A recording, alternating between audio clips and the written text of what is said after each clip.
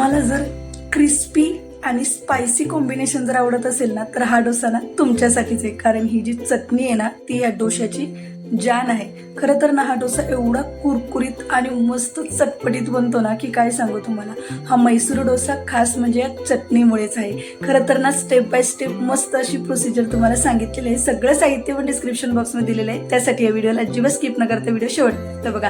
नमस्कार मंडळी, मी प्रियांका. तुम्हा सर्वांचं प्रियाज फूडीमध्ये मनापासून स्वागत. व्हिडिओ आवडला तर एक लाईक करा, चॅनलवर नवीन असाल सबस्क्राईब करा, बाजूचं बेल आयकॉन क्लिक करायला विसरू नका. करूया रेसिपीला सुरुवात. सगळ्यात पहिल्यांदा एका टोपामध्ये ना मी 1 वाटी तांदूळ अगोदरच काढून घेतलेत. याच्यामध्ये मी ही 2री वाटी तांदूळ घालते आणि हे 3री वाटी, तर 3 वाटी तांदूळ मी ह्याच्यामध्ये घालून घेतलेले. सगळ्यात अगोदर आपल्याला हे तांदूळ ना स्वच्छ असे साफ करून घ्यायचे. आणि आता इथे तांदूळ कोणते वापरायचे मी ते सांगते. तर मी इथे ना रेशनिंगचे तांदूळ घेतलेले आहेत.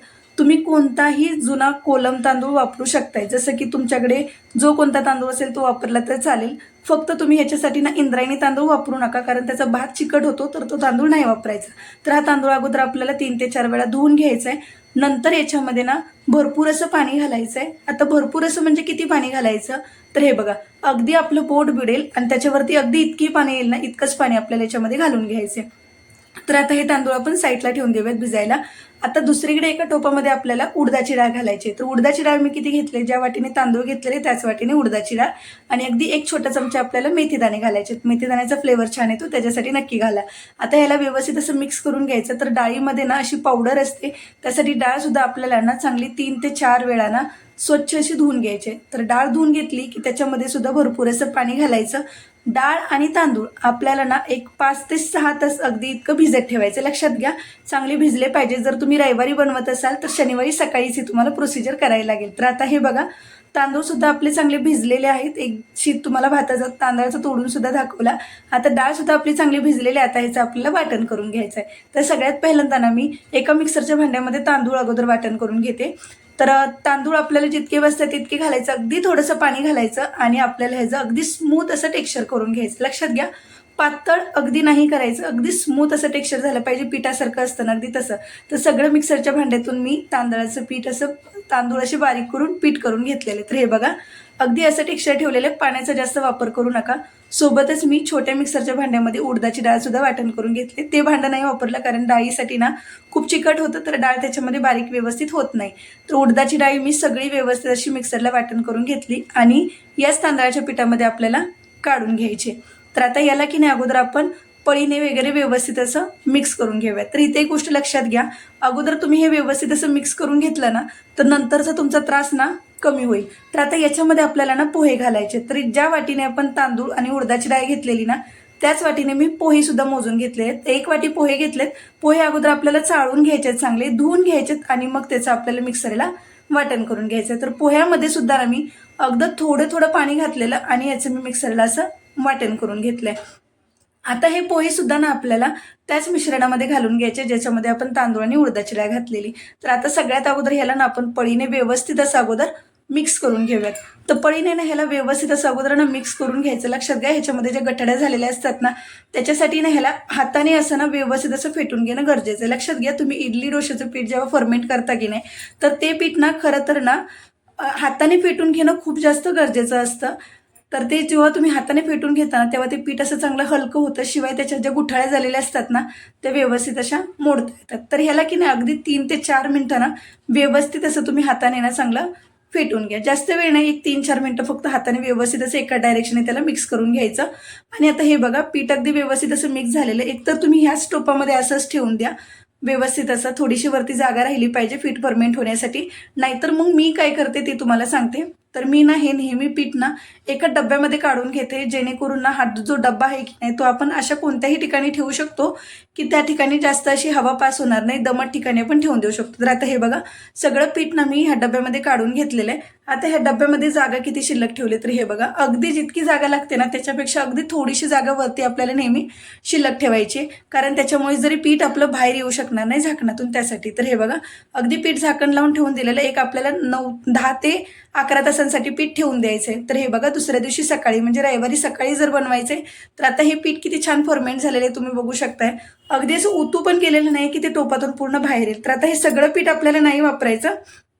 यातलं जितकं पीठ तुम्हाला लागेल ना तेवढं पीठ तुम्ही साईडला काढून घ्या आणि त्या पिठामध्ये मग तुम्ही मीठ घालून ते पीठ वापरू शकता. सगळ्या पिठामध्ये मीठ घालू नका, नाहीतर पीठ जास्त आंबेल. तर आता हे साईडला ठेवून देऊयात. तर आपल्याला चटणी बनवायची, तर त्यासाठी साहित्य काय लागणार आहे मी ते सांगते.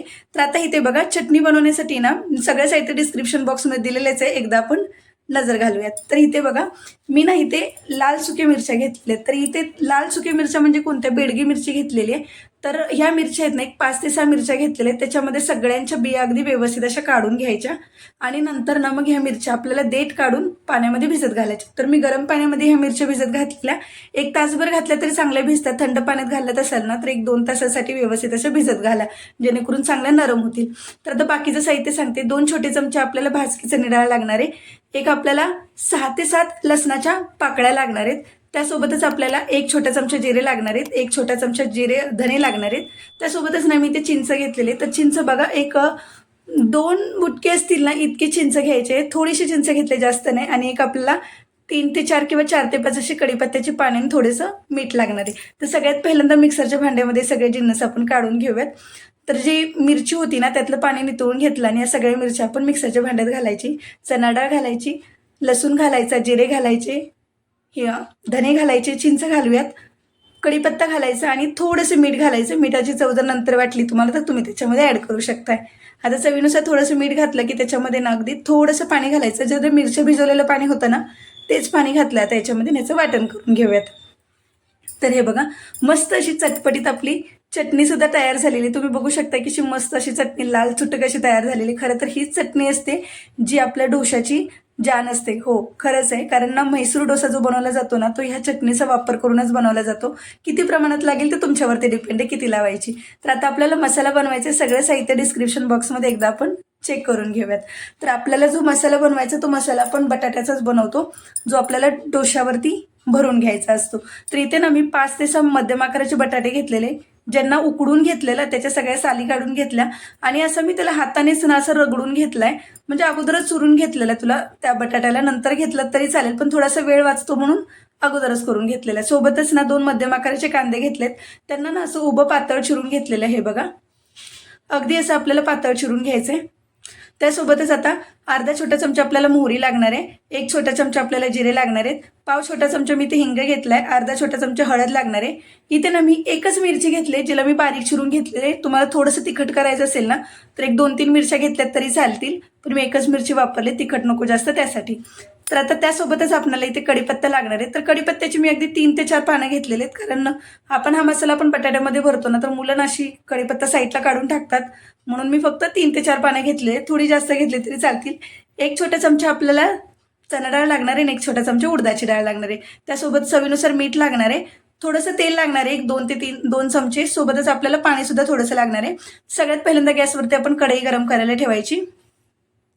कढई गरम झाली की लगेच त्याच्यामध्ये आपण 1-1.5 ते 2 मोठे चमचे ना आपण तेल घालून घेऊया. तेल थोडंसं जास्त घाला, 2 चमचे घातलं तरी चालेल. तेल गरम झालं की त्याच्यात मोहरी घालायची. मोहरी चांगली तडतडली की लगेच त्याच्यामध्ये आपण जिरे घालून घेऊयात.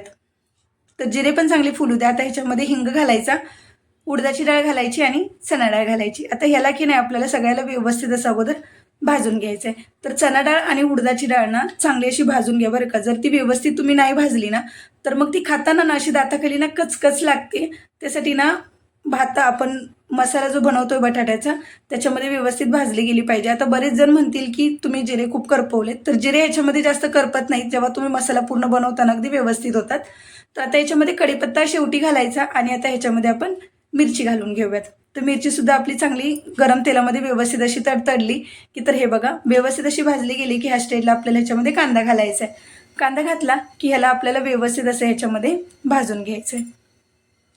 तर कांदा आपल्याला ना अगदी लाल बुंद नाही करायचा, अगदी नॉर्मल असं भाजत आलाय. तर त्याच्यामध्ये थोडंसं मीठ घालूया, जेणेकरून कांदा सुद्धा आपला पटकन असा भाजला जाईल. अगदी थोडंसं मीठ घाला आणि कांदा आपल्याला परत असा व्यवस्थित परतवून घ्यायचा आहे. तर आता हे बघा, कांदा सुद्धा आपला चांगला व्यवस्थित असा मस्त असा भाजत आलेला आहे. 1-1.5 मिनिटामध्ये कांदा चांगला भाजून जातो, जास्त वेळ नाही लागत. आता याच्यामध्ये ना आपण पावडर मसाले घालूयात. अगोदर ही हळद घालायची आणि ह्याला परत एकदा व्यवस्थित असं आपण मिक्स करून घेऊयात.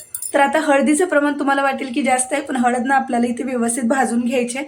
हळद जर कच्ची राहिली ना तर मग ती ते आपण जेव्हा बटाट्याचं मिश्रण घालू ना तेव्हा ती हाताखाली अशी चांगली लागत आहे, त्याचा फ्लेवर खूप म्हणजे चांगला येत नाही त्याच्यासाठी. आता ह्याच्यामध्ये आपण जे बटाटे आपण स्मॅश करून घेतलेले ना ते आता ह्याच्यामध्ये घालून घेऊयात. तर तुम्ही या स्टेजला ना ह्याच्यामध्ये अगोदर पाणी पण घालू शकताय. पाणी घाला आणि नंतर त्याच्यामध्ये बटाटे कुस्करून घाला हाताने, तसं केलं तरी चालेल. पण मी पाणी आता नाही घातलेलं, मी पाणी नंतर घालणार आहे, ते सांगते तुम्हाला पुढे.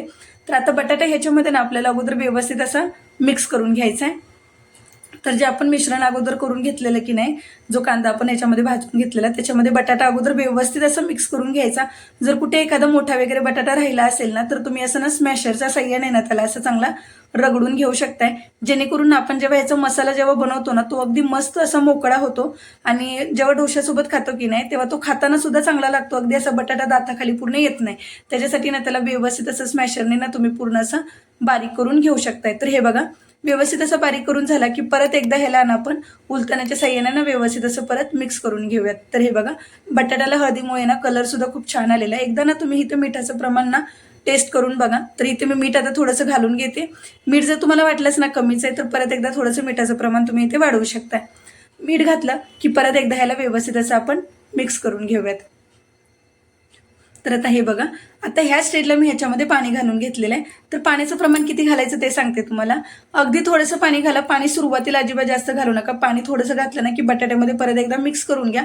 जर तुम्हाला वाटलं की बटाटा खूपच असा घट्ट आहे, अजिबात पाण्यामध्ये तो व्यवस्थित असं मिक्स होत नाही, तरच तुम्ही त्याच्यावरती पाणी वापरा, नाही तर अजिबात पाणी थोडंसं पण जास्त वापरू नका. मी पाव कपला पण थोडंसं पाणी घातलेलं, पाव कप इतकंही पाणी नाही घातलेलं, पाव कपला पण पाणी कमी आहे, इतकंच पाणी वापरलं आहे आता ह्याच्यामध्ये. आणि आता ह्याला परत एकदा व्यवस्थित असं मिक्स करून घ्यायचं. तर हे बघा भाजी अगदी अशी स्मूथ अशी तयार झालेली आहे आपली. आणि आता याच्यामध्ये सगळ्या शेवटी आपल्याला भरपूर अशी कोथिंबीर घालायची आणि परत एकदा मिक्स करून घ्यायचं. तर हे बघा जो आपल्याला डोश्यामध्ये बनवायचा आहे घालायचा तो मसाला तयार झालाय. तर आता इथे ना मी टोपामध्ये थोडंसं ना पीठ काढून घेतलेलं आहे. अगदी एक 3-4 डोसे बनतील ना एवढ्या मापात पीठ काढून घेतलंय. याच्यामध्ये चवीनुसार मीठ घालूयात. अगदी थोडंसं मी याच्यामध्ये पाणी घातलेलं आहे आणि आता ह्याला ना परत एकदा व्यवस्थित असं आपल्याला मिक्स करून घ्यायचं. तर सगळ्या पिठामध्ये मीठ नका घालू, नाहीतर मग ते पीठ जास्त वेळ तुम्ही ठेवू शकणार नाही. आपण डोश्यासाठी जे पीठ बनवतो इडलीसाठी ना ते तुम्ही आठवडाभर म्हणलात ना तर बिना मिठाचं स्टोअर करून ठेवू शकताय. त्याच्यासाठी सगळ्या पिठात मीठ नाही घालायचं. तर आता ह्याला की नाही व्यवस्थित असं अगोदर मिक्स करून घ्या. तर हे बघा मीठ घातल्यानंतर एकदम मिठाचं टेस्ट पण बघा की मीठ अगदी मापात तुम्ही घातलंय का. अगदी असं आपल्याला टेक्स्चर ठेवायचं. हे बघा जास्तही घट्ट नाही ठेवायचं, अगदी असं ठेवायचं. तर आता गॅसवरती मी डोश्याचा पॅन गरम करायला ठेवलेला आहे. तर पॅन गरम झाला की नाही आपण ते चेक करूयात. अगदी असं पाणी शिंपडून बघायचं. हे बघा पाणी शिंपडलं ना की समजून जाल की आपला डोश्याचा तवा चांगला गरम झालेला आहे. तर आता ह्या स्टेजला गॅस आपल्याला पूर्ण कमी करायचा आहे. हे बघा पाणी अगोदर व्यवस्थित असं पुसून घेऊयात. पाणी पुसून घेतलं की हा रुमाल ना माझा खरं तर डोश्यासाठीच ठेवलेला आहे मी. आता ह्या स्टेजला ना आपल्याला गॅसची फ्लेम फुल करायची. लक्षात घ्या डोसा जेव्हा सोडायचा असतो ना तेव्हा गॅसची फ्लेम फुल ठेवायची आणि मगच आपल्याला ह्याच्यावरती डोश्याचं बॅटर सोडून घ्यायचं आहे. तर हे बघा अगदी मधोमध डोश्याचं बॅटर सोडायचं आणि आता हा डोसा आपल्याला पाहिजे तसा व्यवस्थित असं पसरवून घेऊयात.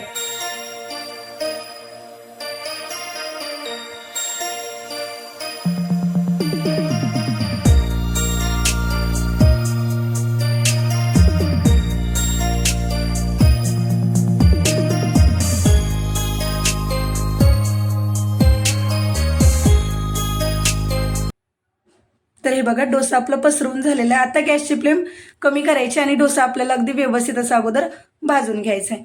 तर लक्षात घ्या 1 मिनिट 1 ते 1.5 मिनिटं लागतो डोसा चांगला खालून भाजण्यासाठी. गॅसची फ्लेम पूर्ण कमीच ठेवा सुरुवातीला. 1 ते 1.5 मिनिटं झालं ना की मग गॅसची फ्लेम फुल करायची आणि हँडलला पकडायचं आणि मग डोश्याचा तवा आपला सगळीकडे व्यवस्थित असा पसरवून घ्यायचं. एक गोष्ट लक्षात ठेवा, जेव्हा पण आपण डोसा भाजतो की नाही, आता जनरली जेव्हा बाहेर आपण डोसा खातो त्यांच्याकडे मोठे मोठे तवे असतात तर ते डोसे लगेच भाजले जातात त्यांच्या गॅसवरती. पण आता आपल्याकडे तसे तवे नाहीत ना, म्हणून आपण हँडलला पकडायचं आणि मग ह्या डोश्याला व्यवस्थित असं आपल्याला भाजून घ्यायचं आहे. तर हे बघा अगदी असं ब्राउनिश कलर आला पाहिजे सगळ्या बाजूने. ब्राउनिश कलर आला ना की तुम्ही समजून जा की डोसा ना आपला चांगला व्यवस्थित असा भाजून झालेला आहे. तर आता ह्याला ना आपण ह्याच्या कडा ना अगोदर व्यवस्थित अशा मोकळ्या करून घेऊया. सगळ्या बाजूने व्यवस्थित असं फिरवून घ्यायचं. अगदी डायरेक्ट अगोदर मधोमध नाही घालायचं बरं का. सगळ्या बाजूने व्यवस्थित असं फिरवून घ्यायचं उलतानाने आणि नंतर मग आपल्याला याच्यावरती घालायची ती म्हणजे आपली ही चटणी. तर ही चटणी ना आपण पोळी चटणी बनवली बरं का. याचं नाव मी मगाशी सांगितलं नव्हतं तुम्हाला, आत्ता सांगते. तर ही पोळी चटणी ना खरं तर ना साऊथ इंडियन रेसिपीमध्ये खरंच खूप म्हणजे खूप छान पद्धतीने ही रेसिपी म्हणजे ह्या डोश्यासाठी वापरली जाते. खरं तर याच्यामध्ये ही चटणी आहे ना एकदम सुकीसुद्धा बनवली जाते, जी इडलीसोबत सर्व्ह करतात. इडलीवरती अशी ना ती सुकी चटणी टाकली जाते आणि तशी सुद्धा इडली ना अप्रतिम लागते खरं तर. ही चटणी डोश्यासाठी खास मी थोडीशी अशी लपतपीत केलेली आहे, जेणेकरून डोश्यावरती आपण अशी लावू शकतो. आणि तुम्ही बघितलं असेल भरपूर वेळा जर हा डोसा तुम्ही बाहेर खाल्ला असेल ना, तर तुम्हाला माहिती असेल ह्या डोश्यामध्ये ना अशीच चटणी लावली जाते आणि मग त्याच्यावरून मसाला भरून मग हा डोसा सर्व्ह केला जातो. खरं तर तशीच पद्धत आहे.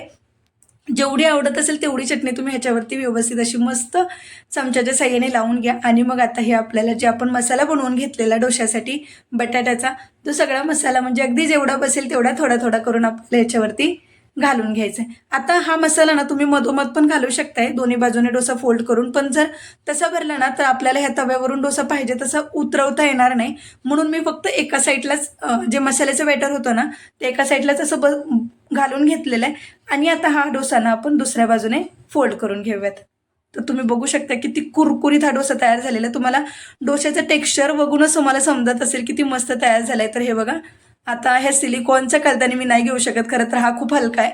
मी आपला जो नॉर्मल आपण घरामध्ये वापरतो ना उलतान, त्याने दाखवते तुम्हाला उचलून. हे बघा किती मस्त असा डोसा तयार झाला. तुम्ही बघू शकता अगदी कुरकुरीत असा डोसा तयार होतो, भाजत सुद्धा म्हणजे जास्त करपत वगैरे पण नाहीये. आणि ह्याच्यातली जी चटणी असते ना ती तर काय बोलूच नका. मस्त असा कुरकुरीत डोसा तुम्हाला मी दाखवलाय, स्टेप बाय स्टेप पद्धत दाखवले. हा व्हिडिओ जर तुम्हाला आवडला असला ना तर एक लाईक करा. आपल्या चॅनलवर जर तुम्ही नवीन असाल तर सबस्क्राईब करा, बाजूचा बेल आयकॉन क्लिक करा आणि कमेंटमध्ये सांगायला मात्र विसरू नका की डोश्याची रेसिपी कशी वाटली तुम्हाला. पुन्हा भेटत अशा सुंदर रेसिपी सोबत. तोपर्यंत धन्यवाद.